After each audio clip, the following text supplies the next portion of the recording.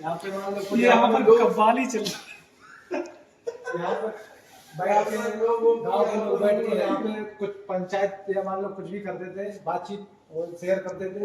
और यहाँ पे ये आपको समझाई। हाँ जी, ये हर्षवर्धन की जो है ना जनरेशन जो है ना दर्शाया गया है इस पे कि जितनी भी जो है ना उनके वंशावली दिखाई गई है। एक्चुअली जो है ना हर्षवर्धन यहाँ के राजा बने हैं लेकिन वो यहाँ के थे नहीं। हर्षवर्धन रहने वाले थे हरियाणा में एक जगह है कुरुक्षेत्र, जिसमें एक जगह है थानेश्वर। कुरुक्षेत्र पड़ता है। कुरुक्षेत्र पड़ता है, उसमें एक जगह पड़ती है थानेश्वर। वहाँ के उनके पिताजी हर्षवर्धन के पिताजी प्रभाकर वर्धन राजा थे थानेश्वर के। और उनके दो बेटे राज्यवर्धन, हर्षवर्धन, एक उनकी बेटी थी जिसका नाम था राजश्री राजश्री जी। तो ये जो है ना दिखाया गया है, ये हर्षवर्धन पैदा हुए हैं, उनका सेलिब्रेशन दिखाया गया है। ये सीन है हरियाणा की थानेश्वर की, जिसमें जो है ना हर्षवर्धन पैदा हुए हैं वो सीन दिखाया गया है। उनकी माता यशोमती और पिता प्रभाकर वर्धन यहाँ पे बैठे हुए हैं। अच्छा है जी, ये सेलिब्रेशन का सीन है। आगे आप देखेंगे जो कि हर्षवर्धन की जो बहन है जिसका नाम है राजश्री। तो राजश्री का विवाह जो है ना यानी कि थानेश्वर की जो राजकुमारी हैं राजश्री, उनका विवाह कन्नौज के राजकुमार ग्रह वर्मा के साथ में किया जाता है, जिसकी मुखिर वंश के शासक थे। ये कौन? ग्रह वर्मा जी, उनके साथ में ये शादी संपन्न होती है। अब इनके जो है ना दो दुश्मन होते हैं। एक दुश्मन होता है बंगाल का शासक शशांक, एक एमपी में जो मालवा है उसका शासक देवगुप्त। वो मिलके जो है ना कन्नौज के ऊपर आक्रमण करते हैं और ग्रह वर्मा की हत्या कर दी जाती है। हत्या करने के बाद राजश्री को जो है ना बंदी बना के जो है ना कन्नौज की जेल में कारागार में डाल दिया जाता है। ये जो है ना राजश्री को कन्नौज की कारागार में डाल दिया जाता है बंदी बना के। उसके बाद जो है ना ये सब घटना के बाद राज्यवर्धन आते हैं थानेश्वर से और वो शशांक से युद्ध करते हैं। बंगाल का शासक जो शशांक होता है उससे युद्ध करते हैं। युद्ध में शशांक को मार देते हैं। उसके बाद जो है ना एक वो होता है समझौता टाइप का, एक शिविर में बुला के समझौता टाइप होता है, जिसमें धोखे से देवगुप्त क्या करता है, राज्यवर्धन की हत्या कर देता है। ये होने के बाद जो है ना किसी तरीके से राजश्री जो है ना कारागार से जो है ना बाहर निकलती हैं और जब उनको ये बात पता लगती है कि उनके पति की हत्या कर दी गई है तो बिंद के जंगलों में चली जाती हैं सती होने के लिए। ये सती होने का सीन दिखाया गया है इसी बिंद के जंगलों में, विंध्याचल। इसमें क्या होता है, ग्रह वर्मा जो होते हैं उनका एक बचपन का मित्र होता है जिसका नाम होता है दिवाकर मित्र। वो क्या करता है, वो हर्षवर्धन को पूरी इत्तला कर देता है, पूरी कहानी बताता है कि तुम्हारे भाई साहब आए थे, ऐसी ऐसी कहानी हुई, ऐसे ऐसे युद्ध हुआ, उनकी हत्या कर दी गई और आपकी बहन जो है ना बिंद के जंगलों में गई हैं सती होने के लिए, आप चाहो तो बचा लो उनको। तो हर्षवर्धन थानेश्वर से आते हैं और अपनी बहन को जो है ना बचा के कन्नौज आ जाते हैं। अब कन्नौज में जो है यहाँ पे कोई राजा नहीं है। कन्नौज में जब राजा नहीं है, राजगद्दी खाली है, तो यहाँ के जो है ना बुद्धिजीवी लोग कहते हैं कि यहाँ के राजा आप बन जाइए, लेकिन वो मना कर देते हैं कि नहीं, ये हमारे जीजा जी की गद्दी है, हम कैसे बैठें।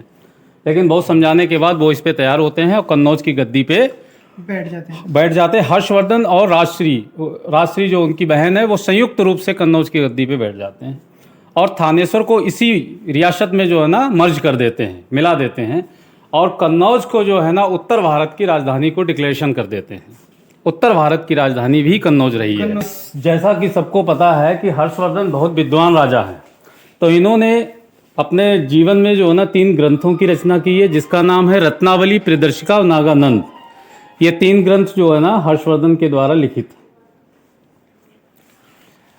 ये जो सीन दिखाई गई है इसमें क्या होता है, फर्स्ट चीनी यात्री वैनसांग की मुलाकात जो है ना हर्षवर्धन के साथ में यहाँ पे कन्नौज में होती है और इनके ऊपर इल्ज़ाम लगाए जाते हैं कि ये जो है ना बुद्धिस्ट हो रहे हैं। तो यहाँ के जो है ना ब्राह्मण लोग जो है ना बहुत इनसे खफा हो जाते हैं और इनकी जो शिविर होता है उसमें आग लगा देते हैं, जहाँ ये सेमिनार टाइप का चलता है उसमें आग लगा देते हैं। तो हर्षवर्धन जो है ना बहुत गुस्सा हो जाते हैं और बहुत सारे ब्राह्मणों को यहाँ से देश निकाला दे देते हैं। जैसा कि सबको पता है कि हर्षवर्धन जो है ना बहुत दानवीर राजा हैं। ये हर 5 साल में प्रयागराज इलाहाबाद जाते हैं।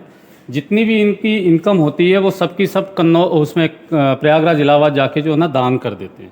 ये इतना दान करते हैं कि अपने वस्त्र और आभूषण भी दान कर देते हैं। जो इनकी पीले वस्त्र बहन देती है पहनने के लिए, वही पहन के वापस कन्नौज आ जाते हैं। और वहाँ पे जो है ना बहुत सारे धार्मिक मुद्दों पे जो है ना डिस्कशन होता है, डिस्कशन टाइप का एक सेमिनार टाइप का वो करते हैं, जिसको हिस्ट्री में महामोक्षी परिषद के नाम से जो है ना विस्तृत किया गया जाना है जाता है। जी। और ये गंगा आरती दिखाई गई है, गंगा घाट प्रयागराज की गंगा आरती के बारे में दिखाया गया है इस प्रयागराज की गंगा घाट। जी। गंगा घाट है प्रयागराज इलाहाबाद का, गंगा आरती दिखाई गई है। देख सकते हो क्या दोस्तों, जो सारे दर्शाए गए हैं इलाहाबाद का जो गंगा घाट है वहाँ के सारे पॉइंट दिखाएंगे। यहाँ से वहाँ पे आरती होती है, ये सारे मंदिर वहीं के हैं। ये जो है ना 793 का भारत है, जिसमें जो है ना जो कन्नौज के ऊपर सबसे ज़्यादा आक्रमण हुए हैं, तो इसमें ये दिखाया गया है। हिस्ट्री में जो है ना इसको त्रिकोणीय संघर्ष के नाम से जो है ना जाना जाता है। इसमें क्या है, गुर्जर प्रतिहार, पाला एम्पायर और राष्ट्रकूट, ये ट्रायंगल में जो है ना युद्ध होते थे। सबसे ज़्यादा जो है ना शासन करने वाले गुर्जर और प्रतिहार हैं। तकरीबन 225 साल जो है ना कन्नौज के ऊपर इन्होंने शासन किया है।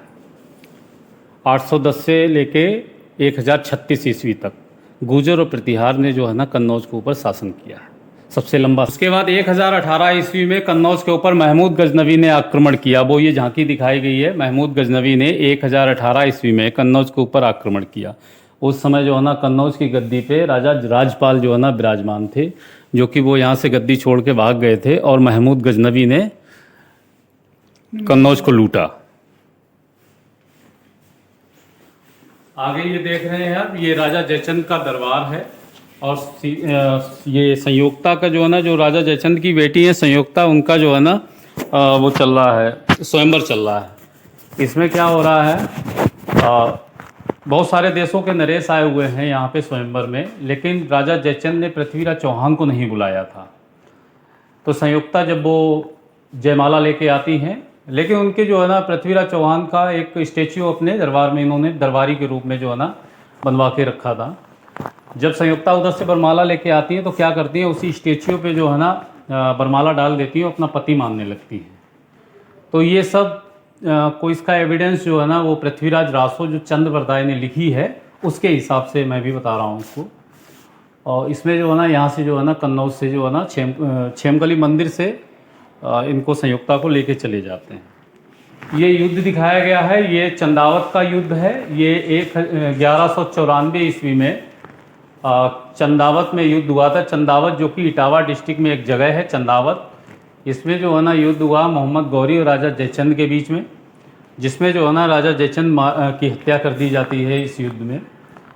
ये युद्ध हुआ था 1194 ईस्वी में। ये जो आप सीन देख रहे हैं, ये आला उदल के बारे में दिखाया गया है।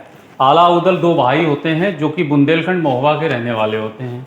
जब उनको देश निकाला वहाँ दे दिया जाता है तो ये जनखत में आके जो है ना कन्नौज में शरण लेते हैं, 2-3 साल यहाँ पे रहते हैं। आला खंड के बारे में, ये आला उदल के बारे में ये बताया जाता है, इनकी एक किताब है जिसको बोलते हैं आला खंड।